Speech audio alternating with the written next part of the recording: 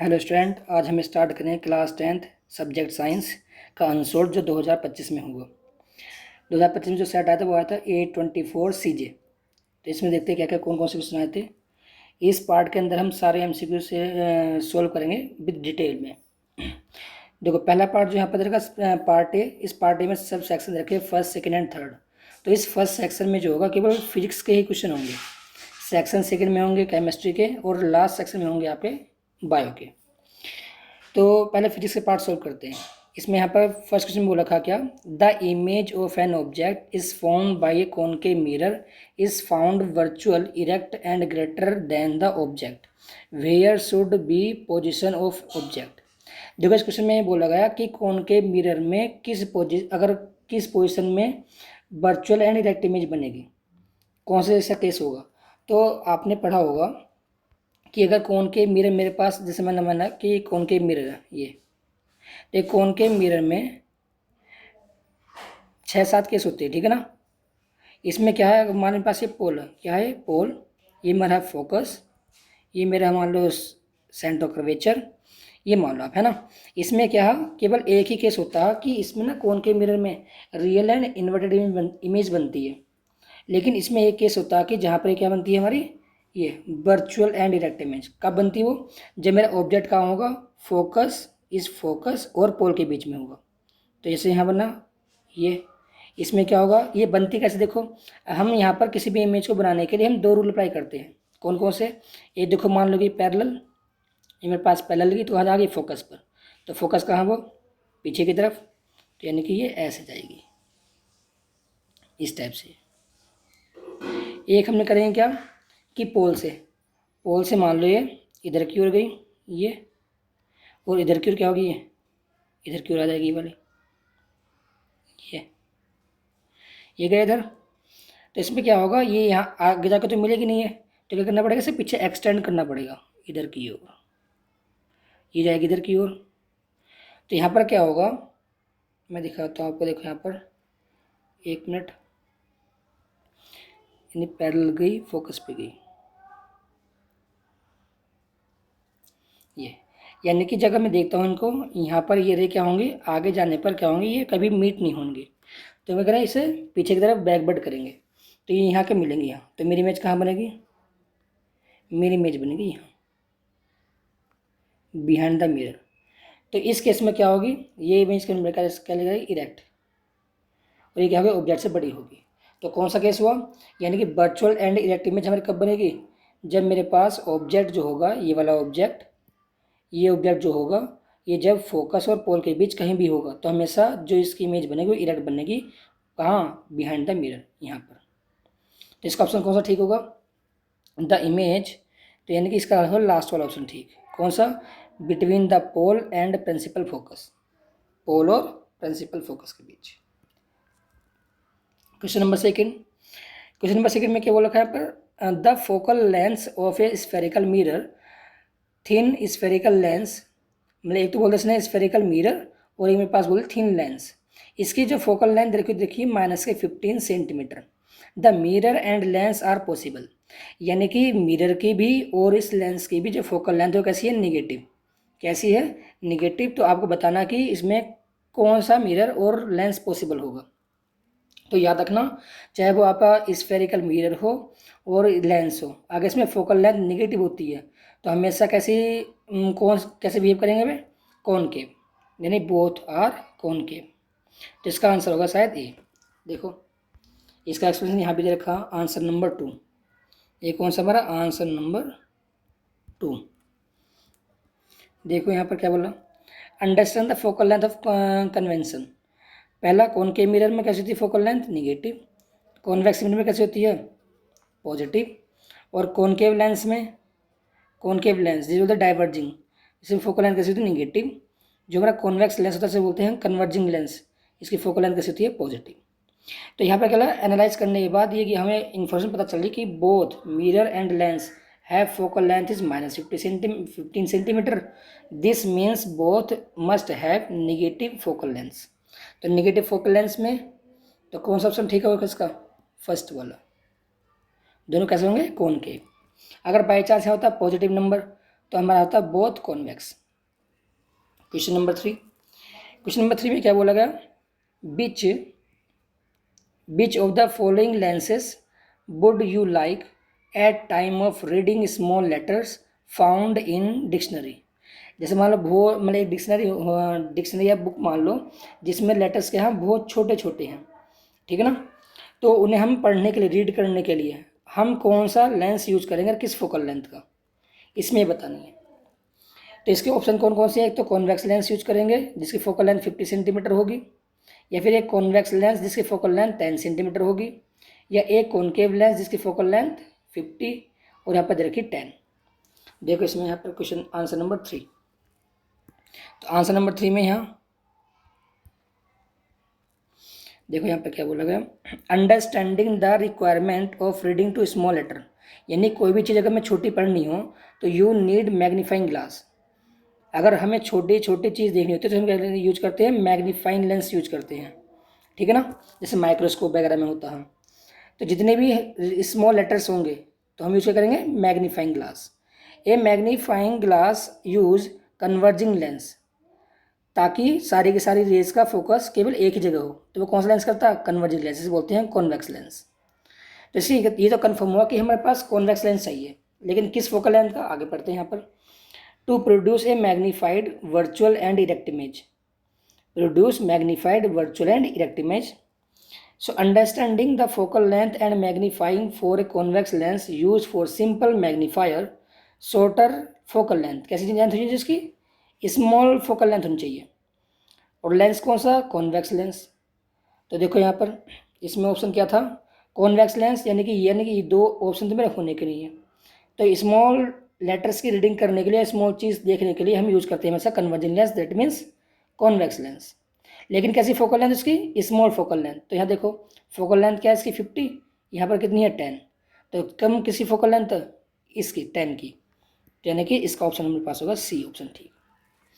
जब आप class 12th में आ जाओगे तो एक फॉर्मूला पढ़ोगे ये वाला जो यहाँ पर बोल रखा, m equal to 1 plus D upon F, तो यानी कि m equal to 1 upon D plus F.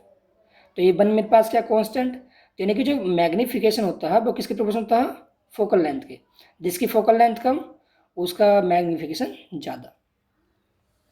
अब पढ़ते हैं नेक्स्ट क्वेश्चन।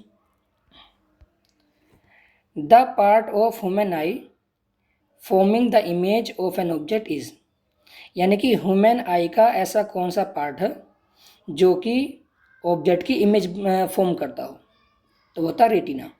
देखो पढ़ेंगे यहाँ पर, पहला ऑप्शन क्या था, कॉर्निया, आइरिस, पीपल और एक रेटिना। देखो यहाँ पर जो आई के फंक्शन थे, the I function must like a camera, light enters in focused and an image is formed light sensitive surface, ठीक है ना, जहाँ पर पास लाइट ऑब्जेक्ट से लाइट आएगी तो इमेज कहाँ बनेगी, एक सेंसिटिव सरफेस पड़ेगी हमारी आई के अंदर। अब देखो कॉर्निया क्या काम करता, the transparent outer layer that first reflects light, क्या करता है कॉर्निया, रिफ्लेक्ट करता है लाइट को, और बाहर से कैसा होता है, transparent. Iris control the size of people regulating the amount of light is entering, यानी कि जो आइरिस होती है वो क्या करती है, पीपल के साइज को करती है, कंट्रोल करती है। क्यों, अगर मान लो लार्ज अमाउंट ऑफ लाइट, या जैसे मान लो किसी ऑब्जेक्ट से लार्ज अमाउंट ऑफ लाइट आ रही है तो उसे करती है, रेगुलेट करती है। एक होता है पीपल, क्या होता है, the opening in centre of the iris through which light enter, यानी कि जहाँ से जितने पार्ट से मेरे पास लाइट एंटर करेगी उसे बोलते हैं पीपल। लास्ट पार्ट रेटिना, तो the light sensitive layer at back of the eye containing photo receptor मतलब जो ऑब्जेक्ट का फोटो रिसीव करेगी, photo receptor cell, where the real and inverted image is formed. तो क्या रेटिना ही एक ऐसा part है आई का जहाँ पर पास क्या था, ऑब्जेक्ट की इमेज उस सरफेस बनती है, तो इसका ऑप्शन कौन सा ठीक होगा, retina, last option. Next question में क्या बोला गया यहाँ पर, two conducting wires having the same material, यानी कि दो मेरे पास कंडक्टिंग वायर्स का मटेरियल कैसा same, length and diameter in electric circuit are arranged in the series and first then in parallel, यानी कि हमने 2 वायर लिए, तो पहले उन 2 वायर को हमने किस में अरेंज करा पहले सीरीज के अंदर, फिर अरेंज करा हमने पैरेलल के अंदर। तो तब ऐसा करने के बाद मुझे बताना ratio of heat generated through a circuit, ठीक है ना, यानी सीरीज से पैरेलल की ओर। तो देखो यहाँ पर इसको सोल्व करना पड़ेगा। देखो ये आंसर नंबर हमारा 5, ये आंसर हमारा 4 था, ये आंसर हमारा 5। देखो इसमें क्या बात बोलेगी यहाँ, हीट जनरेटेड, तो यहाँ हम जानते हैं हीट जनरेटेड फॉर्म होता है H equal to I square R T, एक होता है H equal to V square T upon R, ये V square upon R upon T. तो देखो यहाँ पर पास क्या है कि वोल्टेज तो सेम होगा, दोनों को मैं क्या करूँगा एक वोल्टेज कनेक्ट करूँगा यहाँ पर। तो हम ये वाला फॉर्मूला, क्योंकि यहाँ पर करंट मुझे दे नहीं रखी, तो यानी कि हम ये फॉर्मूला नहीं लगाएंगे, कौन सा लगाएंगे, ये वाला। When the comparing the same circuit connected to a same voltage, यानी कि दोनों सर्किट को चाहे वो आपका सीरीज हो चाहे पैरेलल हो, हमने इसे क्या करा, सेम वोल्टेज से कनेक्ट करा यहाँ पर। तो हम यूज करेंगे ये वाला formula B square T upon R. तो यहाँ पर देखो पहला मैंने एज्यूम करना पड़ेगा कि यहाँ पर पर्टिकुलर रेजिस्टेंस दे नहीं रखा यहाँ पर। तो पहले हम क्या करेंगे, पहले हम एज्यूम करेंगे कि रेजिस्टेंस कौन कौन से होंगे। तो मैंने यूज कर लिया कि पहला रेजिस्टेंस मैंने यूज करा, मान लो मेरे पास एक रेजिस्टेंस ये रहा, एक रेजिस्टेंस मान लो ये रहा, ये मैंने बोला कि मेरे पास ये भी 2R कहा, ये भी रेजिस्टेंस 2R कहा, क्योंकि सेम है मेरे पास, है ना। तो यहाँ पर क्या करेंगे, पहले हम यहाँ पर 2 कंडीशन लेंगे, एक तो कौन कौन सी, सीरीज की। तो अगर मैं देखता हूँ फॉर्मूला यहाँ पर होता है हीट का H equal to V square upon R into T, ठीक। अब यहाँ पर देखो जो हीट होगी वो किससे प्रोपोर्शनल होगी, इनवर्स प्रोपोर्शनल, रेजिस्टेंस के इनवर्स मतलब उल्टा, यानी कि अगर मैं रेजिस्टेंस बढ़ाऊंगा तो हीट घटेगी, अगर मेरे पास रेजिस्टेंस इंक्रीज करूँ डिक्रीज करूँ तो मेरी हीट इंक्रीज होगी। क्यों, क्योंकि देखो वोल्टेज तो सेम है, यहाँ पर क्या हुआ, ये जो वोल्टेज है और जो आपका टाइम है होता है सेम, तो वो डिपेंड करेगा रेजिस्टेंस पर हीट। तो हम यहाँ पर कर लेंगे क्या, इसका रेशियो, अगर रेशियो कर निकाल लेंगे तो यहाँ पर 2 कंडीशन है, कौन कौन सी, एक तो हीट पहले बात बोलेगी किसके लिए, पहले यहाँ बात बोलेगी सीरीज के लिए, और फिर बाद में बोलेगी यहाँ पर पैरेलल के लिए। तो पहले हम लिखेंगे H S upon H P parallel के लिए। तो यहाँ पर देखो एच कहाँ ऊपर और आर कहाँ नीचे, तो ऐसे ही है सेम टू सेम यहाँ करेंगे, ठीक है ना। यहाँ लगाएंगे प्रोपोर्शनल साइन एच एस, तो यहाँ लिखने की आर एस आएगा नीचे और आर पी जाएगा ऊपर। फिर फर्दर हम यहाँ पर H S upon H P, ये एच आर पी क्या है, रेजिस्टेंस ऑफ पैरेलल। तो हम जानते हैं पैरेलल का combination formula 1/r equal to 1/r1 plus 1/r2, एक होता है सीरीज के लिए R=R1 प्लस R2। तो यहाँ पर हम क्या करेंगे, इन दोनों रेजिस्टेंस को जो मैंने यहाँ पर दिखाया आपको, एक तो ये 2R, एक ये 2R, यानी कि फर्स्ट रेजिस्टेंस सेकंड रेजिस्टेंस, क्यों, क्योंकि दोनों के दोनों रेजिस्टेंस सेम है यहाँ पर। तो इन दोनों को पहले यानी कि इस रेजिस्टेंस को इस रेजिस्टेंस को हम ऐड करेंगे किसमें, सीरीज में, फिर इन्हीं दोनों रेजिस्टेंस को हम यूज करेंगे पैरेलल में, तब वैल्यू इसकी यहाँ पर पुट करेंगे दोनों के दोनों, ठीक है। तो मैं यहाँ पर डायरेक्ट कर रहा हूँ, देखो अगर मैं देखता हूँ यहाँ पर एच एस, तो सीरीज में क्या होगा, सीरीज में हम पास सिंपल करते हैं ऐड, क्या करते हैं ऐड, बताओ 2R तो यहाँ हमारे पास होंगे 4R, ठीक है ना, सीरीज के अंदर। यहाँ पर क्या है पास आर पी, तो आर पी में क्या होगा यहाँ पर 2R का यहाँ पर होगा सिंपल आर। तो देखो यहाँ पर आर से आर कैंसिल, तो कितना आंसर है 1/4, दैट मीन्स इसका रेशियो है 1/4, ठीक है ना।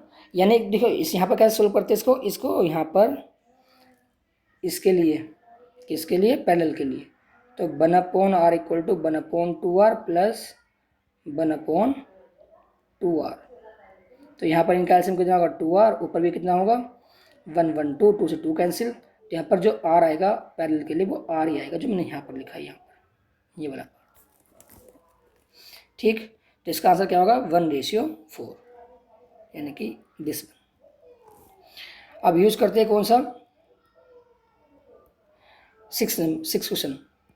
इसमें यहाँ बोला the arrangement to produce the electric circuit is called, electric current is called, यानी कि कौन सा ऐसा इंस्ट्रूमेंट होगा इन सभी में से, इन चारों में से, ठीक है ना, जो इलेक्ट्रिक करंट प्रोड्यूस करेगा। अब देखो यहाँ पर जो हमारा होता है गैल्वेनोमीटर, वो क्या करता है, करंट की डायरेक्शन को मेजरमेंट करता है। मोटर क्या होती है, हमारी इलेक्ट्रिकल एनर्जी को मैकेनिकल में कन्वर्ट करेगी। तो हमें कौन सी देखनी है, जो इलेक्ट्रिसिटी बनाती हो। एमीटर ये मेजरमेंट का करंट की वैल्यू को। तो जनरेटर एक ऐसी चीज़ होती है जो घर में जनरेटर होता, किस में यूज लेते हैं उसे, करंट को बनाने के लिए। तो इसका ऑप्शन होगा ए ऑप्शन, ठीक है ये वाला। देखो यहाँ पर एक्सप्लेन कर रखा है, यहाँ पर देखो जनरेटर क्या होता है, एक डिवाइस जो कन्वर्ट करती है mechanical energy to electrical energy, जो करती है इलेक्ट्रिक करंट प्रोड्यूस। ग्राइंडर क्या करता है, a device to detect the measure small current in the circuit, it does not produce electric current. ये करंट को डिटेक्ट करती है, पहचानती कि कहाँ करंट फ्लो हो रहा है कहाँ नहीं। एमीटर ये मेजरमेंट करता है इलेक्ट्रिक करंट को। मोटर जो कन्वर्ट करती है electrical energy to mechanical energy, ठीक है ना। तो इसका केवल एक ही ऑप्शन ठीक होगा, कौन सा, जो मैंने बताया आपको, जनरेटर। ये आपका आंसर नंबर 5 था, आंसर नंबर 6। अब करते हैं यहाँ पर 7 में क्या बोला गया, विच of the following describe the correct magnetic field near a long current carrying wire. इसमें क्या बात बोलेगी कि ऐसा कौन सा करेक्ट ऑप्शन होगा जो मैग्नेटिक फील्ड के पास अगर मैं करंट कैरिंग कंडक्टर लिखा हूँ तो क्या चीज़ होगी वहाँ पर। तो देखो आंसर नंबर 7। तो आंसर नंबर 7 में यहाँ पर क्या बात बोलेगी, राइट हैंड थंब रूल जो फ्लेमिंग ने दिया था, a straight current carrying conductor if you point your right thumb in the direction of current and your curl finger indicate the direction of magnetic field। जैसे मान लो मेरे पास ये क्या है, स्ट्रेट करंट कंडक्टर है वाला, ठीक है ना। मान लो करंट इसमें जा रही है ऐसे, तो हमेशा क्या काम करेंगे, अपने थंब को कहाँ लेकर जाएंगे, in the direction of current. तो यानी कि अपने थंब को इधर की ओर लेकर जाना है, तो हमारे कर्लिंग फिंगर कहाँ जाएंगे, इधर की ओर। तो मैग्नेटिक फील्ड क्या होगा, इसका मैग्नेटिक फील्ड होगा इस डायरेक्शन में, ऐसे घूमेगा वो, ठीक है ना, एक क्लोज लूप बनाएगा। तो देखो इसमें क्या बोल रखा, कैरेक्टरिस्टिक्स ऑफ द फील्ड, यानी कि क्या क्या हो इसकी पहचाने होंगे। तो the magnetic field lines form A close loop around the wire, जैसे मैंने भाई आपको बताया, करंट जाएगा अगर मान लो ऊपर तो मेरा थंब गया ऊपर और कर्लिंग करेंगे इस साइड। याद रखना यहाँ पर यूज करना कौन सा, केवल right hand. Next these loops are circular loop बनाएंगे, हाँ जरूर ये वाले इस टाइप से। The centre of these circular loops on the wire itself, so हम सी बनाएंगे भी। अब हम करते हैं हमारा ऑप्शन कौन सा ठीक होगा। देखो the line of magnetic field are perpendicular to the wire, नहीं इनकरेक्ट है ये वाला ऑप्शन, ठीक है। Next the lines of magnetic field are parallel to the wire, parallel भी नहीं होगा। The magnetic field lines are radial होता है मतलब कि जैसे एक रेडियस वाले पाथ पे जाती है, ये भी इनकरेक्ट होगा। The lines of magnetic field are concentric with centre of the wire, the actually describe the circular close loop concentred on the wire. यानी कि जैसे मैंने बताया कि जैसे यहाँ पर मान लो करंट गई इस डायरेक्शन में, तो मेरा जो मैग्नेटिक फील्ड बनेगा बनेगा इस डायरेक्शन में, ठीक है। ऐसे बनता जाएगा, ऐसे बनता जाएगा, ऐसे बनता जाएगा। तो यानी कि सारे के सारे लूप का सेंटर एक ही होगा, जिसे बोलते हैं हम कोसेंटर। क्या बोलता है, कोसेंट्रिक सेंटर।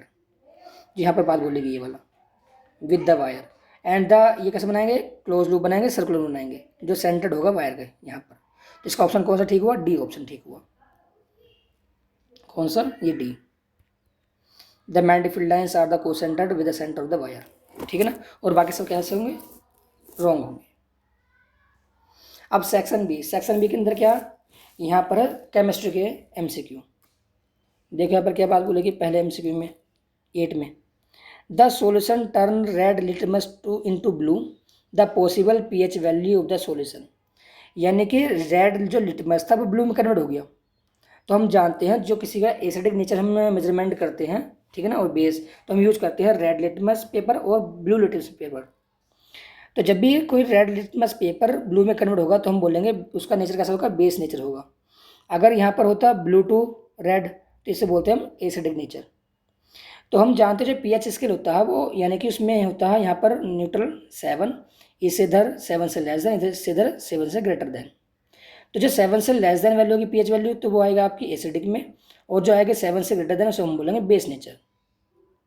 तो यहाँ पर क्या बोला कि रेड लिटमस इनटू ब्लू, तो यानी कि ब्लू किसका इंडिकेटर होता, बेस का। और बेस के लिए क्या होगी 7 से ग्रेटर देन।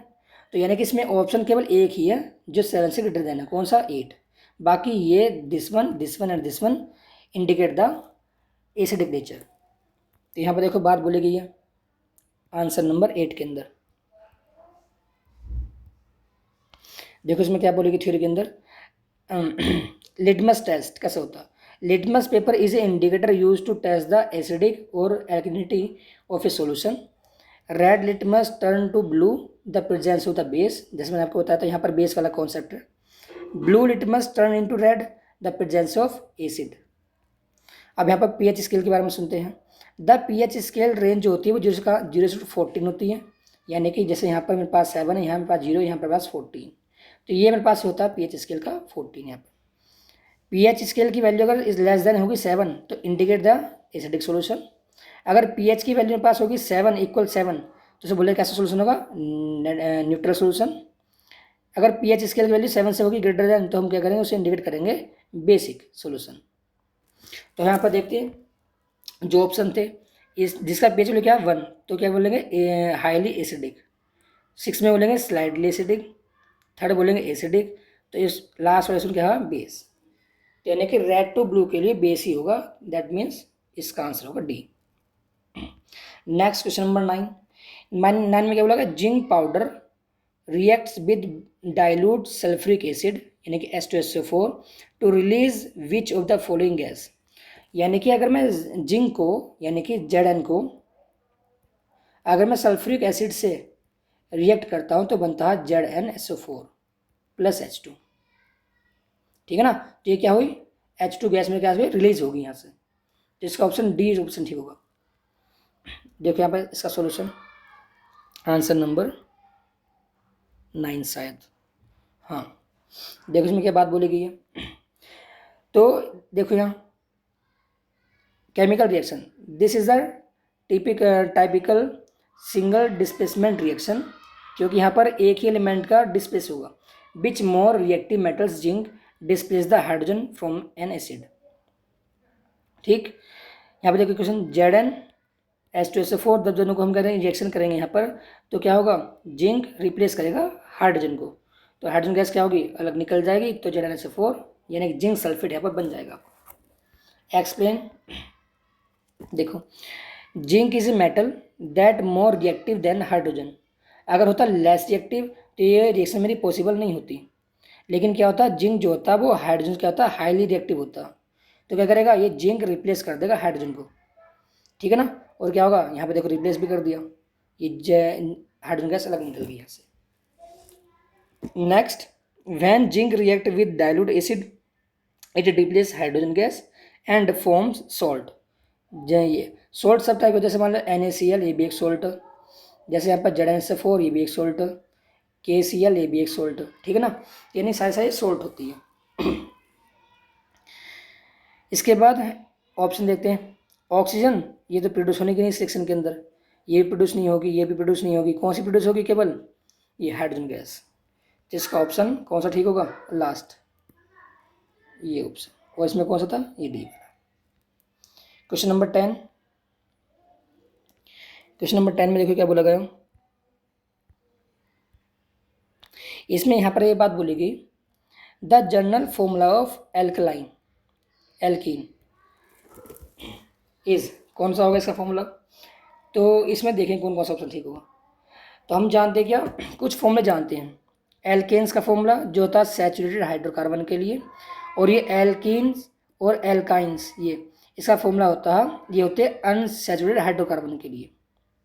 इसमें क्या होता है, इसमें होता है सिंगल बॉन्ड, इसमें एल्केन्स में यानी कि अनसैचुरेटेड हाइड्रोकार्बन में क्या होगा एक होगा डबल बॉन्ड और यहाँ पर होगा एक ट्रिपल बॉन्ड, यानी कि ये सिंगल बॉन्ड के लिए, ये डबल बॉन्ड के लिए, ट्रिपल बॉन्ड के लिए। तो इसका फॉर्मूला क्या था जनरल फॉर्मूला, इसके लिए होता CnH2n+2, इसके लिए CnH2n, यहाँ पर CnH2n-2। तो यहाँ पर बात बोलेगी थी किसके लिए, एल्केन के लिए, इसके लिए, ठीक है ना। तो इसका ऑप्शन कौन सा ठीक होगा, ये लास्ट वाला एल्केन्स के लिए, यानी कि इसका ऑप्शन मेरा सी ऑप्शन ठीक होगा, कौन सा सी ये।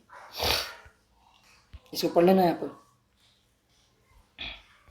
जो लास्ट वाला होगा ये लास्ट वाला होगा, this formula does not correspond to common homologous, यानी कि ये दो ऑप्शन होगा ही नहीं, ये लास्ट वाला। अब बात करते हैं फंक्शनल ग्रुप की। जो हमारा एल्डिहाइड ग्रुप होता है उसकी पहचान क्या होती है एल्डिहाइड।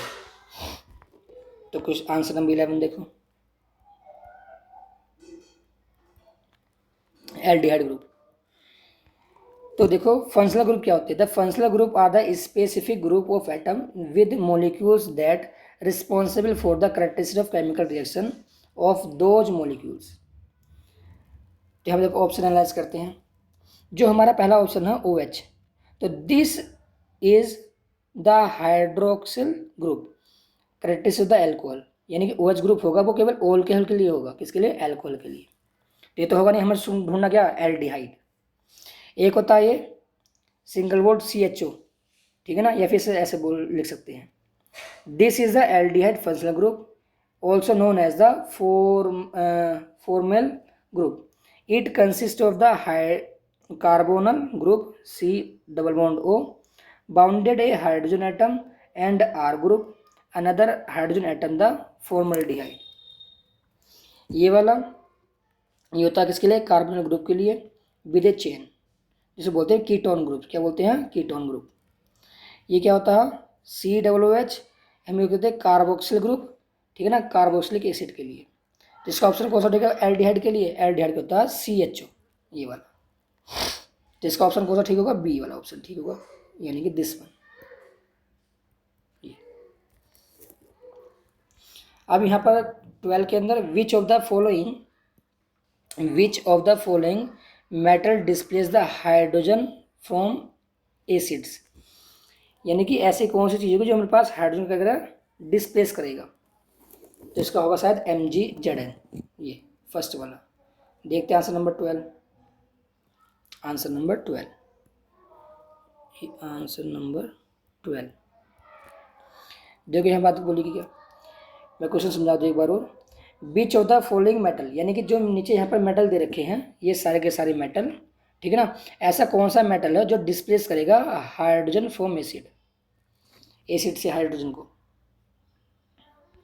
तो देखिए यहाँ पर reactive series metal that are more reactive than hydrogen, यानी जो भी मेटल होता है वो क्या होता है, रिएक्टिव होता है हाइड्रोजन एटम से, will displace the hydrogen from the dilute acid. Metal dilute acid मतलब वही H2SO4 या फिर HCl, इस टाइप से। Metal less reactive than hydrogen will not displace, यानी कि अगर मान लो कोई भी मेटल हाइड्रोजन से कम रिएक्टिव होगा तो वहाँ पर क्या होगा, हमारा वो डिस्प्लेस नहीं कर पाएगा उसको। तो the reactive series place the metal in order to their descending, ये वाला hydrogen is the typical place in the series for the comparison, यानी कि हाइड्रोजन कंपेरिजन में अगर वो मान लो हाईली रिएक्टिव होगा तो रिप्लेस करेगा, अगर होगा लो रिएक्टिव तो रिप्लेस नहीं होगा। The common metals are more reactive the hydrogen, कौन कौन से, potassium, sodium, calcium, magnesium, aluminium, zinc, iron और लेड। यानी कि ये जो मेरे यहाँ पर मेटल दे रखे हैं ये वाले, ये क्या होते हैं, ये हाईली रिएक्टिव होते हैं हाइड्रोजन से। तो इनमें से जो भी ऑप्शन होगा वो क्या करेगा, उसे रिप्लेस कर देगा। तो पहले ऑप्शन में क्या था, एक तो मैग्नीशियम था और एक हमारा जिंक था, तो इस ऑप्शन ये ठीक होगा। लेकिन बात करते हैं क्या जो लेस रिएक्टिव होते हैं हाइड्रोजन से, वो कौन कौन से होते हैं मेटल, एक तो कॉपर, सिल्वर, गोल्ड, प्लेटिनियम। यानी कि जो ये वाले मेटल्स होते हैं ये हाइड्रोजन क्या होते हैं, लेस रिएक्टिव, तो क्या होगा ये डिस्प्लेस नहीं कर सकते, ठीक है। तो इसका ऑप्शन कौन सा ठीक होगा, फर्स्ट ऑप्शन जो मैंने बताया था यहाँ पर, ये वाला ऑप्शन ठीक होगा। प्लेटिनियम, कॉपर और ये मरकरी, ये क्या होते हैं, लो रिएक्टिव होते हैं हाइड्रोजन से, तो ये डिस्प्लेस नहीं करेंगे। और उसको पढ़ लेना। 13 में क्या बोला गया, in which of the following compound ketone group in present, यानी कीटोन ग्रुप किसमें प्रेजेंट है वो हमें मालूम करना है यहाँ पर।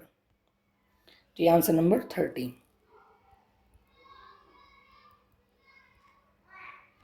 इसमें क्या बात बोलेगी, ketone functional group, A ketone functional group consist of कार्बोनल group C double bond O। तो देखो C डबल बॉन्ड कहाँ कहाँ, देखो सब में है, यहाँ भी यहाँ भी यहाँ भी, तो अभी यहाँ ग्रुप पढ़ते हैं। When the carbon atom is bounded to other carbon atoms the general formula of ketone is R single bond CO single bond R dash. Where R और R डैश क्या है, ये एल्कली है, क्या एल्कली ग्रुप्स के अंदर। अब करते हैं ऑप्शन को एनालाइज करते हैं यहाँ पर। तो पहला ऑप्शन क्या था, ये था, ये क्या है फॉर्मल्डिहाइड ग्रुप है, ठीक है ना, कीटोन ग्रुप तो नहीं है, तो यानी कि ऑप्शन मेरा होगा गलत, ठीक है ना, जैसे हमने ऊपर पढ़ा था फॉर्मल्डिहाइड ग्रुप, ठीक है। तो यहाँ पर देखो, this compound has carbonyl group but carbon is bounded to hydrogen atom, कितने से, 2 hydrogen atom. This is the simplest aldehyde, कैसा है, एल्डिहाइड। जो यहाँ पर ये वाला CH3 single bond C double bond single bond H, ये होता है हमारा एसिडिहाइड ग्रुप। तो this compound has carbonyl group where the carbon is bounded 1 alkyl group CH3, ये कौन सा ग्रुप है, alkali group, and 1 hydrogen atom, this is also an aldehyde, ये भी एल्डिहाइड होगा।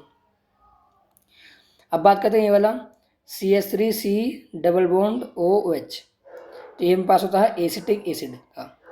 तो this compound has carbonyl group where the carbon is bounded to hydroxyl group OH, जिसे बोलते हैं कार्बोक्सिलिक एसिड, क्या होता है, कार्बोक्सिलिक एसिड के लिए। तो ये भी हमारा ऑप्शन ठीक नहीं होगा। हमें क्या ढूंढना था, हमें ढूंढना कीटोन ग्रुप वाला। तो यहाँ देखो, ये एसीटोन या propane non, this compound has the carbonyl group which the carbon is bounded the two methyl group CH3, देखो यहाँ पर CH3 यहाँ भी है, यहाँ भी है, और देखो CO यहाँ भी है, तो ये डिपेंड करता है यहाँ पर, ठीक है ना। तो this perfectly first definition to ketone, यानी कि ये मेरे पास ग्रुप है कीटोन का ग्रुप, तो यानी इसका ऑप्शन होगा मेरा लास्ट वन, यानी कि दिस वन। क्वेश्चन नंबर 14, देखो 14 में क्या बोला गया यहाँ। अभी इस सेक्शन 3 के अंदर जितने भी क्वेश्चन होंगे किसके होंगे, बायोलॉजी के, इसके अंदर। तो देखो क्वेश्चन नंबर 14 में क्या, which of the following related to excretory system in humans, यानी कि ऐसा कौन सा पार्ट है ह्यूमन के बॉडी के अंदर जो एक्सक्रीटरी सिस्टम को इंडिकेट करता है, वो कौन होता है, किडनी, ठीक है ना। एक्सक्रीटरी सिस्टम क्या होता है, जो हमारे ह्यूमन बॉडी के अंदर जो भी वेस्ट मटेरियल होता है, वेस्ट, तो उसके करता है उसे आउटसाइड निकालता है, ऐसा कौन सा होता है, तो कौन सी किडनी होती है, ठीक है ना। क्वेश्चन नंबर 14 में देखो एक्सप्लेन किस टाइप से किया गया, answer number 14।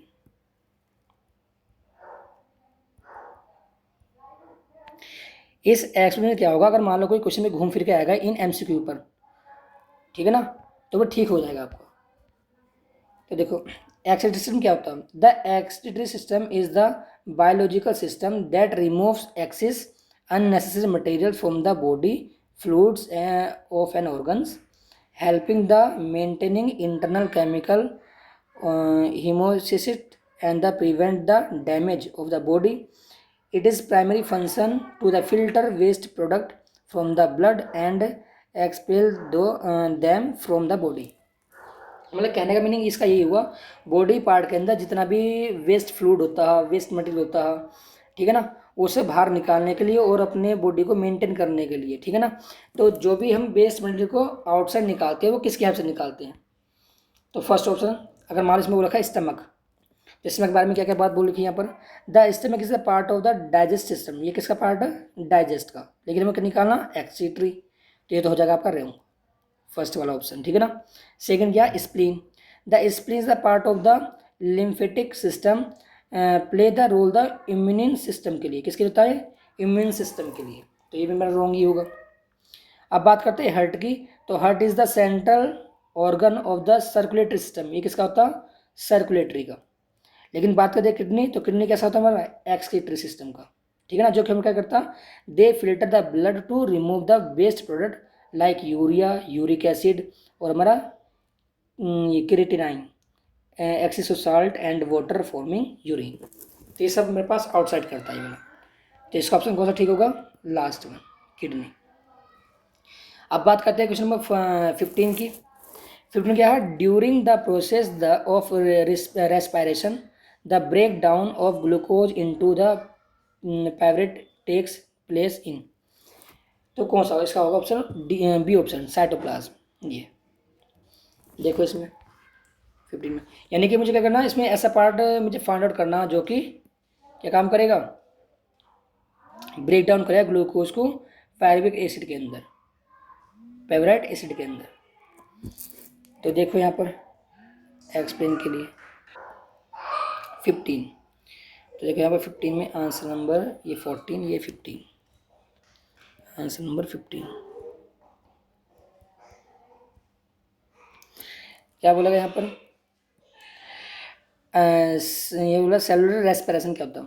Cellular respiration is the set of the metabolic reaction and process that take place in the cell of organism to convert the biochemical energy,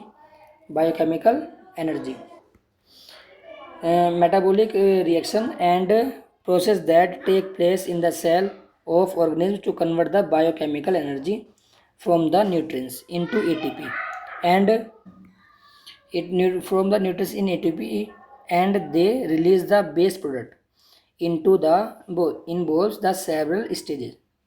ठीक है ना, यानी कि वही होती है सेलुलर रेस्पिरेशन, जिसमें क्या होता है हमारे जो ऑर्गेनिज्म होते हैं वो कन्वर्ट करते हैं biochemical energy from the nutrients, जो हम उससे लेते हैं क्या कहते हैं खाने से। तो पहला ऑप्शन क्या है इसका, जैसे यहाँ पर वो लिखा ग्लाइकोलिसिस, फर्स्ट स्टेज क्या होती है ग्लाइकोलिसिस। यहाँ पर वो लिखा the break down of the glucose into pyruvate in first stage of the both aerobic and anaerobic respiration. यानी कि फर्स्ट स्टेज में जो होगा पहले दो चीज़ होंगी, कौन कौन सी, aerobic and anaerobic respiration. This process is called the glycosis. अब बात करते हैं लोकेशन ऑफ द ग्लाइकोसिस क्या होता है। Glycosis is occurs in the cytoplasm of the cell. कहाँ होता है, occur the cytoplasm of the cell. It does not require to oxygen and can happen in both prokaryotic and eukaryotic cell. एक तो prokaryotic cell, एक होता है eukaryotic cell, उनमें होता। तो अब जब हम ऑप्शन एनालाइज करते हैं यहाँ पर, तो फर्स्ट हमारा रहा मिटोकॉन्ड्रियल मैट्रिक्स क्या होती है। The mitochondrial matrix is the where the Krebs cycle and part of the electron transport chain occur in the aerobic respiration but not initial break down of the glucose. तो ये glucose को break down करता ही नहीं है, ठीक है, तो option मेरा होने का नहीं। Next cytoplasm, this is the correct location of the glycolysis. ये करेक्ट लोकेशन था ग्लाइकोसिस के लिए, where the glucose is break down into the two molecules of the pyruvate. तो यानी कि इसका ऑप्शन ये वाला ठीक है, बी वाला, ठीक है ना। तो इसका ऑप्शन बी ऑप्शन ठीक है, साइटोप्लाज्म। साइटोप्लाज्म में जो ड्यूरिंग मतलब रेस्पिरेटरी ड्यूरेशन में ये ग्लूकोज को ब्रेक डाउन करता, किसमें, हमारे पाइरुवेट के अंदर, और बाकी नहीं करते। ये पढ़ लेना। जैसे मान लो यहाँ पर लिखा न्यूक्लियोप्लाज्म क्या होता है। The nucleoplasm is the fluid inside the nucleus. ये क्या होता है, न्यूक्लियस के अंदर होता है, यूकैरियोटिक सेल के अंदर। Primarily involve in DNA replication and transcription. It is not where the respiration occurs. यानी कि रिस्पिरेशन के अकर्स में इसका कोई यूज़ नहीं होता, तो ऑप्शन होने का नहीं है। लाइसोसोम क्या होता है, lysosome are the organelles containing the digest enzyme. क्या होते हैं इसके अंदर, एंजाइम होते हैं डाइजेस्ट वाले। Involved in breaking down waste material and cellular, they are not involve glucose break down into energy production. तो लास्ट का उसका मतलब कंक्लूजन क्या निकला, the initial break down of glucose into pyruvate glycolysis occurs in the cytoplasm. यानी कि दोनों के दोनों प्रोसेस जो होते हैं हमारे ब्रेक डाउन करने के, वो से कन्वर्ट करने के, वो होते हैं साइटोप्लाज्म के अंदर। Next 16, the ability of organism to give rise the new organism from their body parts is known as. यानी कि अगर मान लो ऐसी कौन सी एबिलिटी होती है ऑर्गेनिज्म के पास, ठीक है ना, जो राइज होती है न्यू ऑर्गन के अंदर। Ability to organism give rise to new organism from their body parts. तो शायद रीजनेशन होगा इसका, देख आंसर नंबर 16। Answer number 16। यानी ये जो मेरे पास ऑप्शन के सोल्यूशन देखे ना यहाँ पर, ये केवल आपको एक्सप्लेन करने के लिए सारे के सारे। यहाँ पे देखो एस एक्सुअल प्रोडक्शन, एक minute, asexual reproduction and related terms, this questions describe from the asexual production which whole organism regenerated from the body parts to this. तो फर्स्ट ऑप्शन क्या था, फ्यूजन। फ्यूजन क्या था, fusion is a form of the asexual reproduction common in a single celled organism like bacteria, amoeba, where parent cell divide into two more daughter cell. It's about division not generation of the body part. यानी क्या करता है, ये केवल cell को divide करने का काम करती है, रीजनरेट का काम नहीं करती है वाला। तो फ्यूजन तो हमारा इसका ऑप्शन नहीं होगा। अब बात करते हैं बडिंग। बडिंग क्या होता है, budding is a form of a sexual reproduction where the new organism develop from the out growth and bud due to cell division. ये भी कहता है सेल डिवीजन काम करती है वाली पर्टिकुलर, ठीक है ना। तो ये ऑप्शन नहीं हमारा नहीं होगा। जैसे आपको बोला था एग्जाम्पल के लिए, yeast and hydra while part of the grow and specific out growth not necessary general body parts forming new organism, यानी कि न्यू ऑर्गेनिज्म को प्रोड्यूस नहीं करेंगे। C option regeneration. Regeneration is the process of renewal, restoration and growth that makes the organism, cell, organism and ecosystem resilient the natural functional events of causes the disturbance and damage. In biological, the specifically refers to the ability of organism to regrow, lose the damaged body part, and even to grow whole new organism as a fragment. यानी कि जितने भी पास part होते हैं regeneration के, यानी कि जैसे मान लो कोई बॉडी का पार्ट खराब हो गया तो उसको क्या करते हैं, उसे रीजनरेट का काम करते हैं, उसे ग्रो करने का काम करते हैं। तो इसका ऑप्शन कौन सा होगा, ये सी ऑप्शन ठीक होगा इसका, यानी कि इसका होगा ये रीजनरेशन, सी ऑप्शन ठीक इसका। ये करते क्वेश्चन नंबर 17। 17 में क्या बोला है यहाँ पर, 7 बोला यहाँ पर विच of the following is converted into seed. यानी कि ऐसा कौन सा पार्ट है जो कन्वर्ट करता है सीड के अंदर। इसका ऑप्शन होगा ओवल होगा इसका यार। देखो इसमें क्या बोल रखा है यहाँ पर, अंडरस्टैंड, यानी कि आंसर नंबर 17। 17 में क्या है यहाँ पर, understanding plant reproduction in flower plants, जिसे बोलते हैं angiosperm. Sexual reproduction involves the formation of the seed and fruits, ठीक है। तो parts of the flower and their fate after the fertilization. Ovary, ovary क्या होती है, after fertilization the ovary develops into the fruit, यानी ovary काम करती है फ्रूट्स को डेवलप करने का। ये क्या था, ओव्यूल इनसाइड ए ओवरी, ये भी इनसाइड ओवरी के इनसाइड होता है। The ovules contain the egg cell, क्या होती है इसके अंदर, एग सेल होती है। After fertilization the ovule develop into seed. Stigma क्या होती है, it is the receptive tip of the carpel which receives the pollen grain, जो पोलन होती है। It with refers to the fertilization. Style क्या होती है, style the stalk the connecting the stigma to ovary. Stigma कहाँ से connect होती है, ओवरी से, उसी पार्ट को बोलते हैं कनेक्टिंग वाले पार्ट को। It also the wither the after the fertilization. Pollen grain क्या होती है, contain the male gametes into, it is inboard the fertilization but not convert into a seed, ठीक है ना, ये भी इनबोर्ड नहीं करते कन्वर्ट इनटू सीड। तो एनालाइज क्या हुआ, ओव्यूल क्या होता है, this is the correct answer. क्यों, the ovule the containing the fertilization egg, इसके अंदर क्या होता है, एग होता है, ठीक है। Zygote and the endosperm develops into the seed after the fertilization, ठीक है ना। तो इसका ऑप्शन कौन सा ठीक हुआ, फर्स्ट वाला। स्टिग्मा क्या है, it is a part of the pistil invert the receiving pollen, जो कि रिसीव करती है पोलन का। हमें क्या निकालना, हमें वो निकाल जो सीड में कन्वर्ट करेगा। सिटिल क्या होता है, part of the pistil connecting stigma, ये नहीं हुआ। पोलन ग्रेन क्या, ये क्या होते हैं, मेल गैमेट्स होते हैं। तो सीड के लिए केवल एक ही ऑप्शन देखो ना, ओवल, यानी इसका ऑप्शन होगा मेरा ये। अब 18, the section of DNA that provides the information for the synthesis of protein is called, यानी कि ऐसा कौन सा सेक्शन है डीएनए का जो भी प्रोटीन वो कराता, तो इसका जीन ऑप्शन, कौन सा? जीन। ये तो आंसर नंबर 18 में क्या है यहाँ पर? Answer number 18।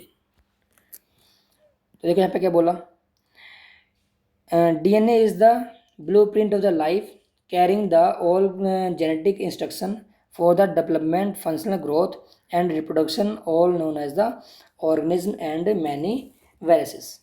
अब की पॉइंट देखो, जेनेटिक टर्म से क्या होते हैं? पहले तो होता है ट्रेड क्या होता है? ये कहते हैं क्वालिटी ऑफ ऑर्गेनिज्म होती है, जो trait are expressed from the information encoded in genes. तो इसका ऑप्शन जो होगा देखना यहाँ पर कंक्लूजन में क्या था, the specific section of DNA that contain the instruction for making the particular protein is called the gene, यानी कि जो पर्टिकुलर होगा कौन है? जीन ही होगा ये वाला। 19, which of the following is the example of the artificial ecosystem, यानी कि आर्टिफिशियल इकोसिस्टम क्या होता है? इकोसिस्टम में क्या होते हैं, यानी कि जो यहाँ पर जो भी लिविंग थिंग्स होती है वे आपस में क्या होती है? डिपेंडेंट होती है। यहाँ पर दो होते हैं, एक तो होता है नेचुरल, एक होता है ह्यूमन मेड, जिसे बोलते हैं आर्टिफिशियल। तो आंसर नंबर 19 में यहाँ पर देखो, नेचुरल इकोसिस्टम क्या होता है? जो हमारे पास क्या होते हैं, जो हम मतलब विदाउट ह्यूमन मेड होते हैं, जैसे मान लो फॉरेस्ट हो गया, ग्रासलैंड हो गया, डेजर्ट हो गया, ओशियन हो गया, रिवर्स हो गया, ये कैसे होते हैं? नेचुरल। लेकिन बात करते हैं आर्टिफिशियल, तो आर्टिफिशियल में क्या होते हैं पास, जो कि क्रिएट किए जाते हैं ह्यूमन के द्वारा। तो ग्रासलैंड कैसा? तो ग्रासलैंड किस में आता? नेचुरल में, तो नेचुरल हो गया। फॉरेस्ट कैसा? ये भी कैसा? नेचुरल हो गया। डेजर्ट, ठीक है ना, ये भी नेचुरल हो गया। एग्रीकल्चर एंड लैंड, जो एग्रीकल्चर जो होती है वो किस बनाते हैं? ह्यूमन बनाते हैं उसे, ठीक है ना। तो इसका ऑप्शन होगा मेरे पास कौन सा? ये एग्रीकल्चर वाला, यानी कि ये वाला डी ऑप्शन ठीक है। Last 20, which of the following is not plant hormone, यानी कि जो यहाँ पर बोल रखा, जितने भी हार्मोन दे रखे हैं यहाँ पर, इसमें से कौन सा हार्मोन प्लांट का नहीं है? तो इसका होगा ऑक्सीन होगा शायद, नहीं ऑक्सीन तो होगा उसका, ये होगा थायरोक्सिन होगा ये वाला, सी ऑप्शन। देखते हैं यहाँ पर 20 के अंदर आंसर नंबर 20, ये लास्ट क्वेश्चन है हमारा 20। देखो, these are the chemical messenger that regulate the plant growth and develop and response the environmental stimuli. Common part of the hormone include the auxin and something this, है ना। यहाँ पर क्या बोला रखा है? इसमें बोला रखा जो प्लांट के हार्मोन होते हैं वो growth, development, regulate the plant, यानी सारे सिस्टम कंट्रोल करते हैं यहाँ पर। तो understand the animal hormone, these are the chemical messenger produce by the endocrine gland in animal, regulating various psychological process. Thyroxine is example.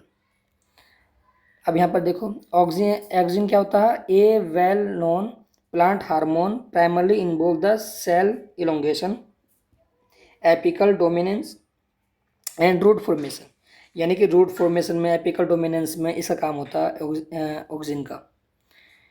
साइटोनिन में क्या होता है? A plant hormone that promotes cell division and delays the senescence in the leaves, जो पत्ती के अंदर होता है, ठीक है ना। तो ये भी क्या है? एक प्लांट हार्मोन है। थायरोक्सिन क्या है? ये एक ह्यूमन हार्मोन होता है, ठीक है ना, जो थायराइड ग्लैंड होता है एनिमल्स के अंदर, ठीक है ना। तो क्या कहो यहाँ पर? थायरोक्सिन हमारा करेक्ट आंसर, मतलब कि उस ऑप्शन का आंसर होगा। ये क्या होता है? गैब्रेलिन, ये भी क्या होता है? एक प्लांट हार्मोन होता है, ठीक है, जो इलोंगेट करता है, सीड जर्मेशन में काम होता है, फ्लोरिंग में काम होता है इसका। तो थायरोक्सिन क्या हुआ? एक ह्यूमन हार्मोन हुआ, तो इसका ऑप्शन होगा हमारा थायरोक्सिन ये। तो इस पार्ट में ये इतना ही। अगर ये क्वेश्चन समझ नहीं आया तो प्लीज़ मुझे कमेंट करें और वीडियो को लाइक एंड चैनल को सब्सक्राइब करें। Thank you.